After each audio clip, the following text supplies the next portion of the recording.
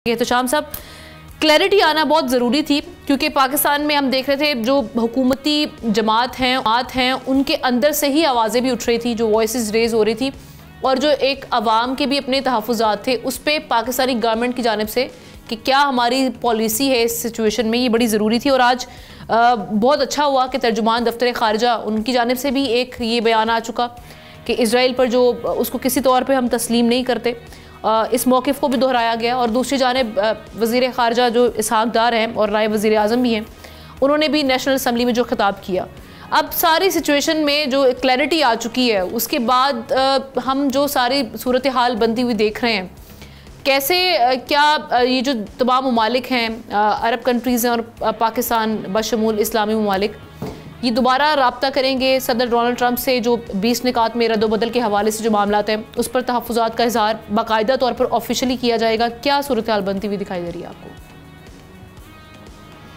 आपका आमना, मैं अपनी तजिए से पहले आपको बड़ी खबर दे देता हूँ इस हवाले से। देखें, जो आपने कहा है ना कि क्या रब्ता करेंगे, तो ये फ़ैसला हो गया है। मेरी इत्तला ये है कि जिस तरीके से आज आपने इसहाक़ डार साहब की बात सुनी, दो शख्स जो है ना, एक तो अपना सऊदी अरब के फ़ॉरेन मिनिस्टर और कतर के फ़ॉरेन मिनिस्टर जो है ना, वो मुसलसल इसहाक़ डार साहब के राब्ते में हैं। और इत्तलात ये आ रही हैं, बताया जा रहा है कि अब ये मिल के 8 ममालिक जो हैं उनसे भी रब्ता किया जा रहा है कि किसी तरीके से प्रेसिडेंट ट्रंप तक ये बात पहुँचाई जाए कि जी एक तरफ तो आपने ये जिसमें तारीफ़ कर दी गई थी, जिसको वो कह रहे हैं कि जी ये जो ड्राफ्ट बना के भेजा गया था ये हमारा नहीं है, जिसमें आपने तब्दीलियाँ की थी और इसको तब्दीलियाँ तब करके तो इसका फ़ायदा उठाया इसने, इसराइल ने।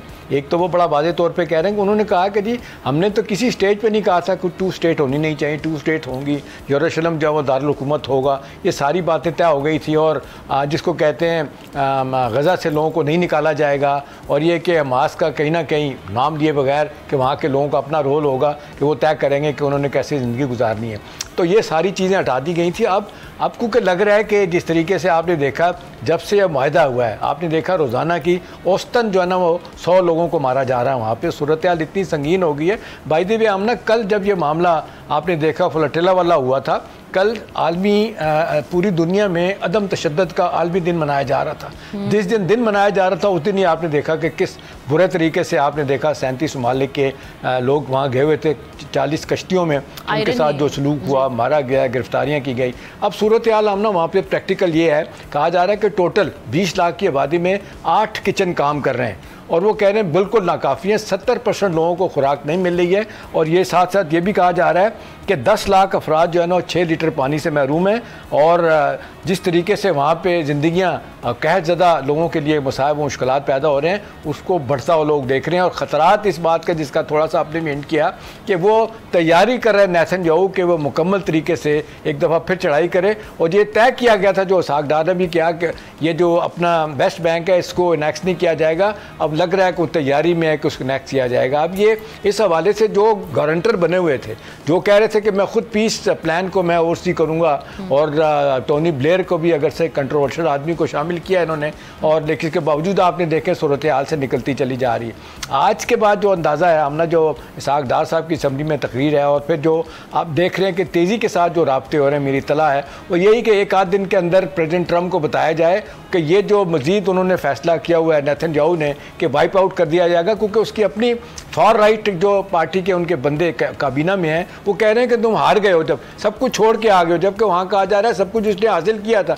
इसके बावजूद वो 1-8% भी जो है ना रिलीफ देने के लिए तैयार नहीं है, तो उसको अपनी कोलेशन का खतरा पड़ गया। वैसे भी नेतन्याहू पे करप्शन के चार्जेज हैं, उस पर भी उसकी बीवी पे वो कहा जा रहा है कि जिस दिन हटेगा वो गिरफ्तार हो जाएगा। तो वो अपनी हुकूमत को बचाने के लिए, अपनी काबीना को बचाने के लिए वो सब कुछ कर रहा है। अब सवाल ये कि ओनस किस पे है? मेरा ख्याल है इस वक्त जब तक कि प्रेसिडेंट ट्रंप इंटरवीन नहीं करेंगे, और अभी तो आप देख लें सूरत हाल क्या बन गई है कि उन्होंने अपने को 200 से ज़्यादा जर्नलों को वहाँ बुलाया पेंटागन में, और उनको जो लाइन दी गई है, मैं तो हैरान हूँ अमेरिका में अब क्या होने जा रहा है। वो कह रहे हैं कि दुनिया में हम जंगें नहीं कर रहे, जर्नलों को कहा है आप वो बात सुनेंगे जो हम आपको कह रहे हैं। मुल्क के अंदर जो कहते हैं जो मुजाहरे होते हैं, जो प्रोटेस्ट होते हैं, जो दुश्मन हैं ट्रंप के, उनको ख़त्म करने के लिए आप इस्तेमाल होंगे।